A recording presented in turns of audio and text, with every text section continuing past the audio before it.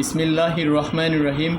আজকে আমরা জন্মগতভাবে অনুপস্থিত নিচের চোয়ালের বাম পাশের দ্বিতীয় প্রিমোলার দাঁতের ব্যাপারে কথা বলার চেষ্টা করব।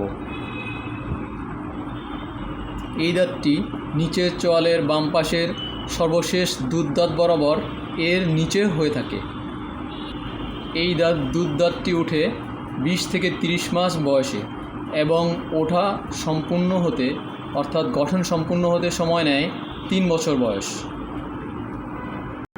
এবং এর শিকড় থাকে 2টি।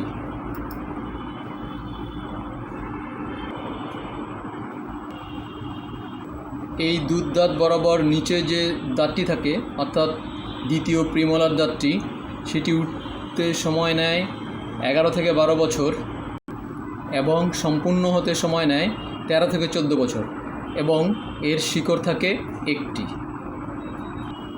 আমাদের রোগীর এই স্থায়ী দাঁতটি ওঠার বয়স পার হয়ে যাওয়াতে আমরা ভালোভাবে জানার জন্য একটি এক্স-রে করে জানার চেষ্টা করি এবং দেখতে পাই যে এই দুধদাঁত বরাবর নিচে স্থায়ী কোনো দাঁত অনুপস্থিত।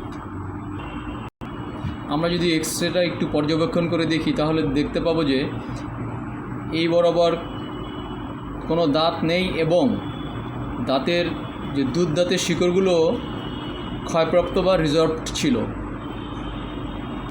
প্রায় 6 বছর পূর্বে এই রোগী আমাদের কাছে এসেছিলেন খাবার আটকে গেলে ব্যথা করার সমস্যা নিয়ে এবং দাঁতের করোনাল পার্ট বা উপরের অংশে কিছু অংশ ভাঙাও ছিল।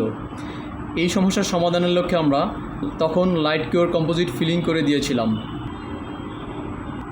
এরপর রোগী প্রায় 2 মাস পূর্বে অর্থাৎ 2026 সালের ফেব্রুয়ারি মাসে আবার নড়াচড়া এবং ব্যথা এই সমস্যা নিয়ে এসেছিলেন।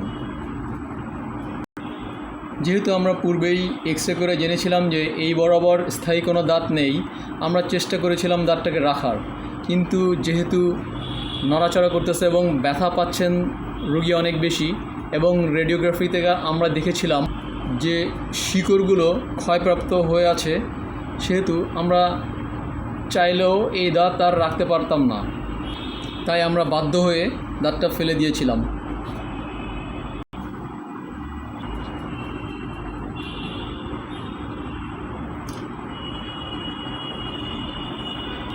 বর্তমানে দাঁত তোলার পর উক্ত স্থানটি খালি অবস্থায় আছে। ভবিষ্যতে প্রয়োজন অনুসারে আমরা উপযুক্ত চিকিৎসা পদ্ধতি গ্রহণ করার চেষ্টা করব। জাযাকাল্লাহু তাআলা খায়রান।